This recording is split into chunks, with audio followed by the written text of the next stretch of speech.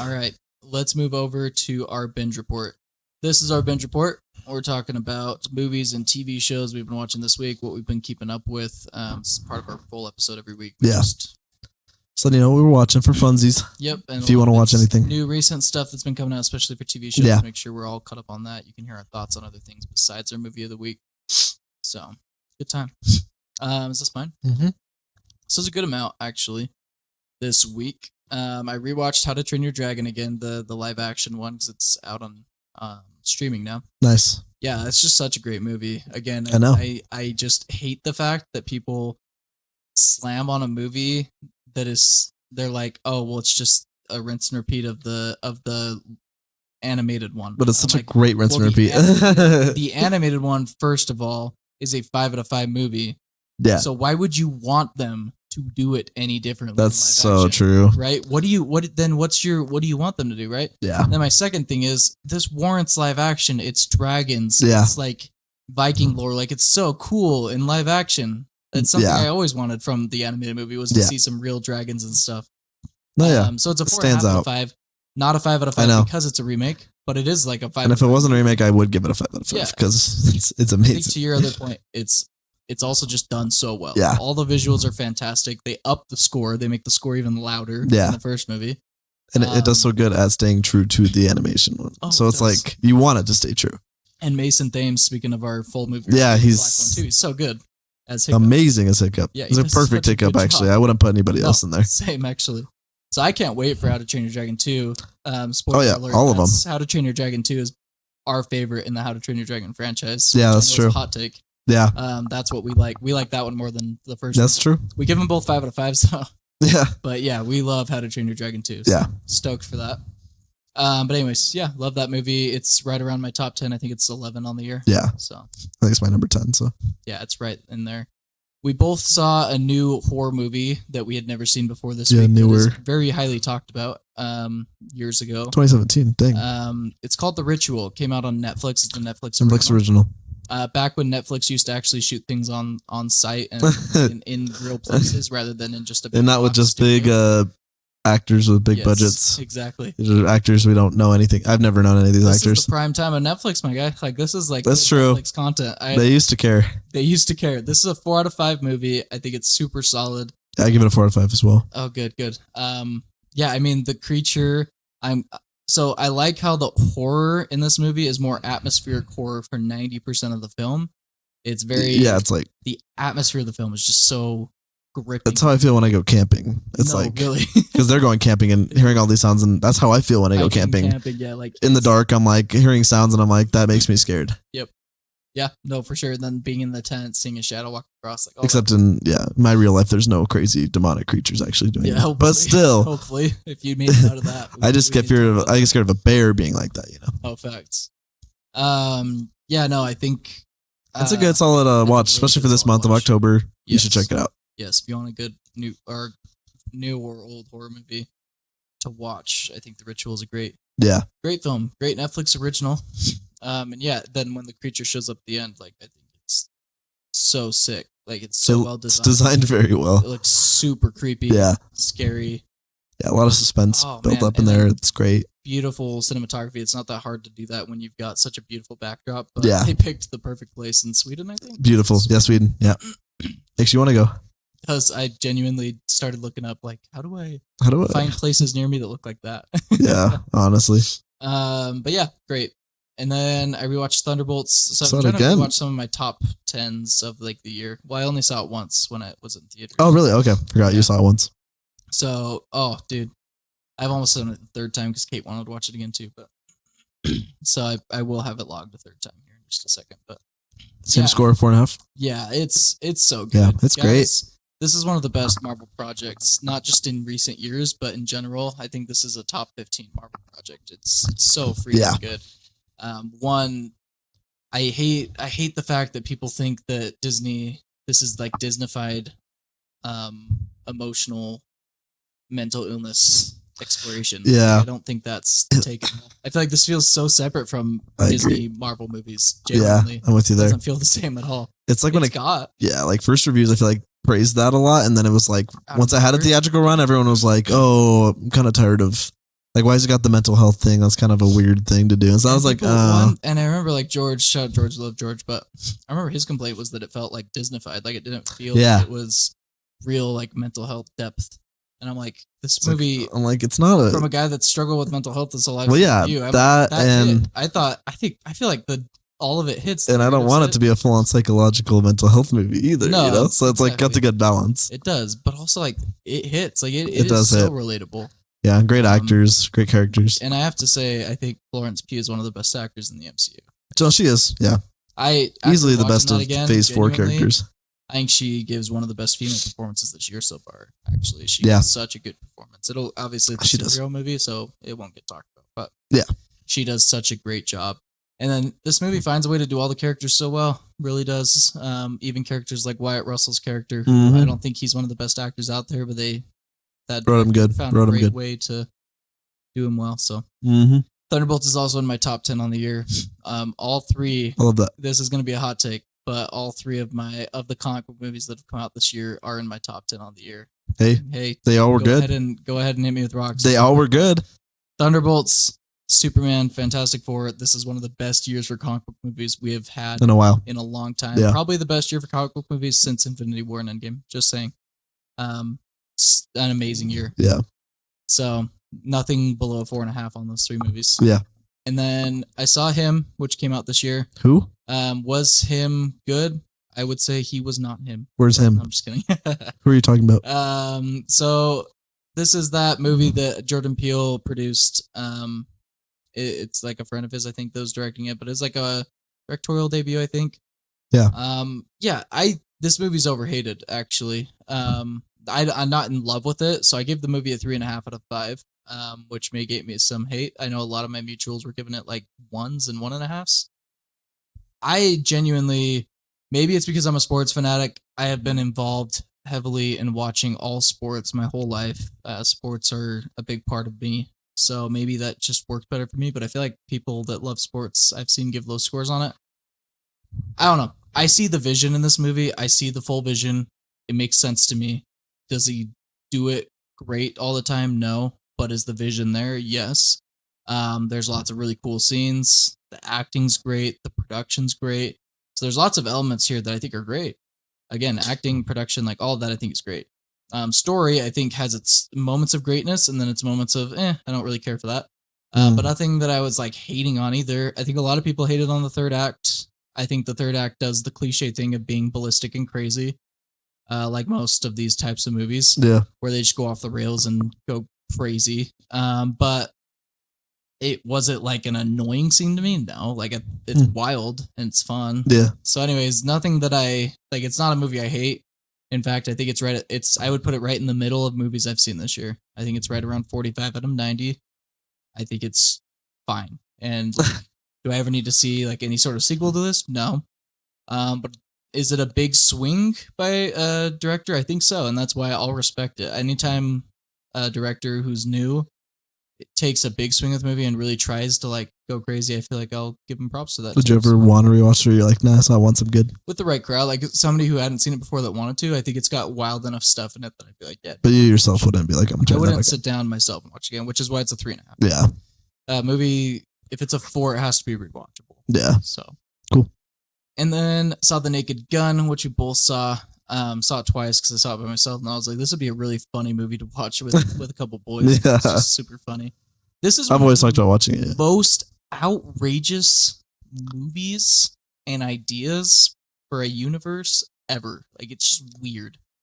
And it's definitely really funny. But it's really weird. It's for a specific crowd, I would say. Yes, and we watched it with crowds.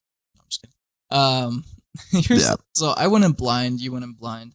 Yeah. I knew nothing about. We'd never seen the old Naked Guns.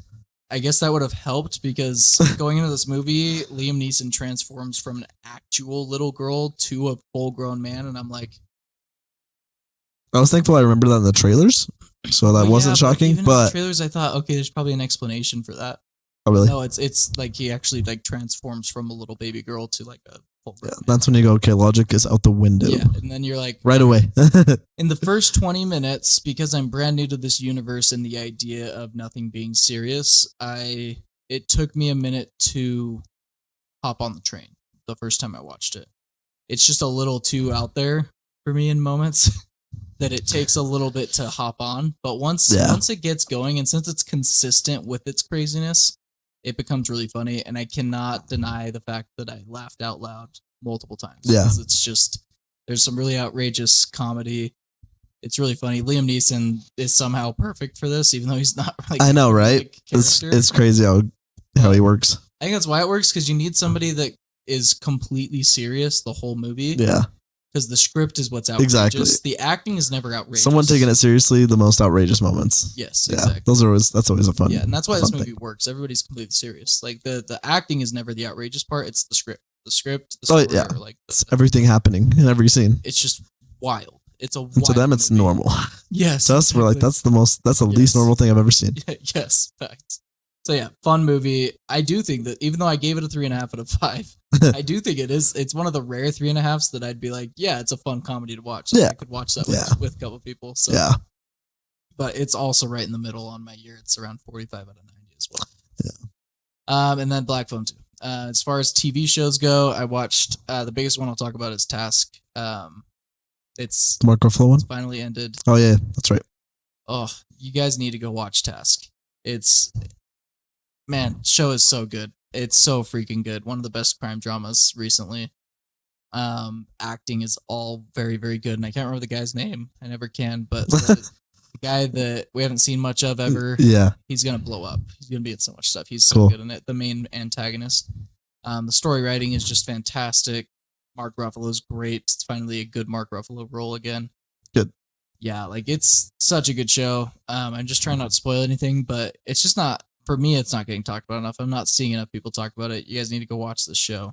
It's it's not talked about. 4.5 out of 5 or 5 out of 5. Cool. It's one of those. And this director, like, give him the reins to write just crime thriller dramas. Like, yeah. Let him do it. He did Mayor of Easttown, which was heavily talked about.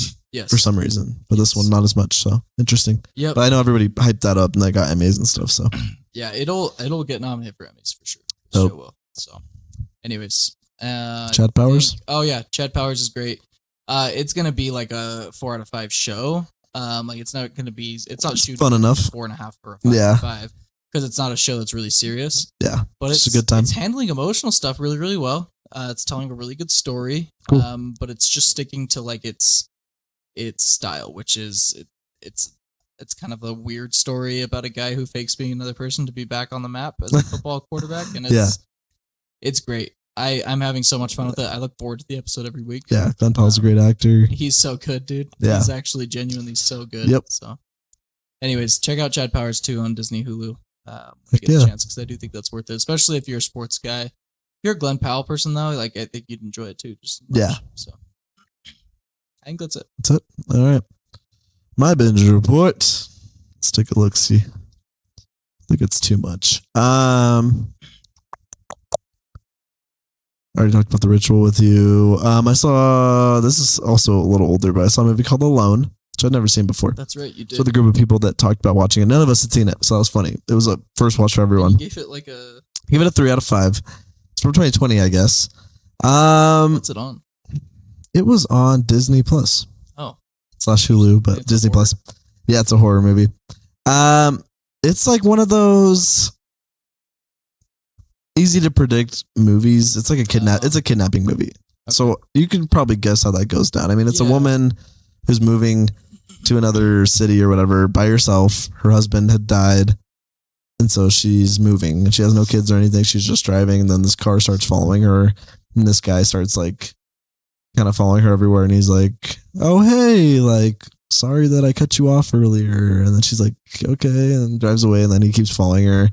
His car's broken in the middle of the road. He's like, hey, can you help me with my car and stuff? Like, it's just things like that. And the whole time you just know he's sus. And you're like, he ends up kidnapping her. Does end up kidnapping her. Tries to run away. And there's so many, it's one of those movies where you get really frustrated with the character. Because you're like, why aren't you doing this? Like, why aren't you doing this? And they don't even try to write it in a way that, okay, they're at least justifying it. Like, it's just stupidity. There's just stupidity. You're like, the whole time I'm just like, why didn't you do this? someone to do this, someone to do that. Are you stupid? This guy's followed you like 3 times and you haven't done anything. Like things like that where you're just like, come on. Have to nerf the story and the villain to get her out by the end. I feel like a lot of movies do that too. A little. It's like like a coincidence or something. Yeah, she gets kidnapped by him. She escapes into the woods. It's like in Oregon or something. It's all woodsy and everything. And she escapes. She goes down a river.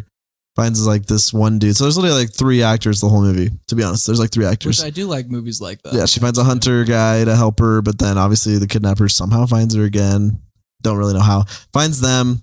He acts like, he's like, oh, hey, I'm going to take her back. Like she's acting kind of crazy right now. Oh, classic. Hunter's like, wait, I don't know. He kills the hunter, which she knew would happen. And then so predictable. That's like super predictable. She escapes from the kidnapper again, but she's just injured. There's just all this, like, it's just so predictable. And obviously, by the end, she kills the kidnapper and does, gets away. But a lot like that came out last year. Is it because they were talking about this too, the people I was with. It's like the girl gets drugged and stuff. And yeah. Just like that. And you gave it like a 2.5 or something. So I know everybody was like, oh, we should maybe watch that too. And I saw you give it a 2.5. And I'm like, I don't know. No, that movie it looked like the same. We watched the trailer though. And I was like, okay, that looks like the same exact movie. She goes like on a hike in this one. Yeah. Because her husband had passed away and he loved that hike. I can't remember exactly. Okay. And then at the top of the mountain, this guy like, falls her down. Like, and he's going to paralyze her and stuff. Yeah. With the drug. Gets paralyzed. Yeah. So yeah, it was just predictable. Like, I mean, I gave it a 3 because like I feel like suspense was really good. I'll say like you were feeling the creepiness and like you were feeling the weirdness of the guy. You're trying to kind of piece together things, and I feel like acting was actually pretty good. Especially him. Like he was actually really good at being creepy and weird and probably accurate looking kidnapper type guy. So good acting there and all that, but story was just kind of predictable and stupid. And luckily, it was a short enough movie. It's like an hour or something, hour and 20 minutes, 30 minutes. So it was like good. So it was like thankfully, it's short. Hour 20, hour 30, really short movie. Yeah, so just fine. I wouldn't necessarily recommend it, but if you're into kidnapping movies, I guess like if that gives you suspense, sure. Oh, I can't remember the name of it now. Oh, crap. Remember that movie I talked about from last year that had the girl with like the pink hair? Dang it. No, but there's a movie that's kind of along these lines in a way, but it does things much more creatively with the story. That's cool. It's very good. Yeah. I'd recommend if you like these types of films. If you want a kidnapping movie, just watch Black Phone and Black Phone 2. That's the type of kidnapping movie you should watch. I want to know which movie I'm talking about. Go to my list from 2024. 2024. All right, let's see. I can't remember the name. It's not Cherry. That's the top one. 2024. You might need to filter and do list by name. No. I have so many lists. Oh my gosh. All right. Just scroll back up. Sort by list name. Oh my gosh. There you go. All right. Scroll. Right there. Strange Darling. That's a movie I talked about. Yeah. This movie has a little bit of that type of style and story style. This one's actually very, very, very, very good. This has got the guy from Smile. Yeah. And I never caught this one. Like, you gotta watch this. Okay. Like, this one does things much more creatively. Cool. The story, it's not quite as cliche. And it's not like full just kidnapping. Like, it's got good little elements. That's good. It's got a great twist. Like, it's got actual twists. That's if you want to watch a good movie with some of this type of stuff in it, where somebody's running away from somebody else, watch Strange Darling. Cool. Because this is more of like that woodsy running away from somebody type of movie. Black Phone's a kidnapping movie as well, right? But this one fits more of the like Alone. Yeah. So if you want like a good version of those movies, this is a much better version of that. Watch Strange Darling and don't watch Alone. There you go. So let's see. The Naked Gun I watched with Ben here. I gave it a 3.5 as well. It's like it's creative, but it's also brain rot. It's like a mix of it's a mix of like, if you want to lose brain cells, you watch it a little bit, but also creative, and you're like, that's pretty funny and smart. So breaks a windshield. It's just a mix. Car, and then 2 guys throw a windshield. They're walking car, and it just plops on. Yeah, it's just like very Family Guy type humor, I'll say, and obviously Seth MacFarlane produced. So I was like, there's very Family Guy type humor in here. Family Guy can get away with a lot more because it's animated. This feels like an animated movie in live action. Yeah, in live action form. But there's some jokes and creativity that like had me dying laughing, and I'm like, that's actually really smart and creative. Not everything's gonna work. And then some jokes you're just like, that's so like it's so frequent.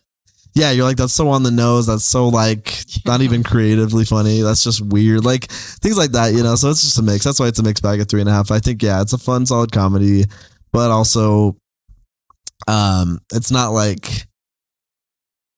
one of my favorite comedies, I'd say, or anything like that. But it was just fun enough. Like it's enjoyable.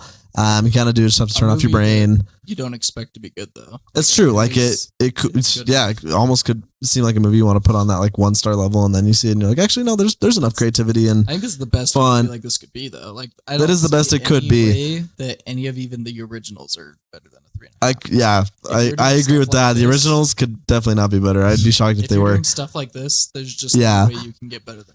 Yeah, so it's just like, if you need to just numb that mind a little bit and just watch something fun, it's true. There you go. And it's great for that. It's so funny. And I think some people would think the humor is like top tier. I know some people with like, they would think all those types of jokes are like the most creative, top tier, funny jokes of all time. A lot of dad jokes. Again, it is really fun. We're not talking it down. It's just, it is.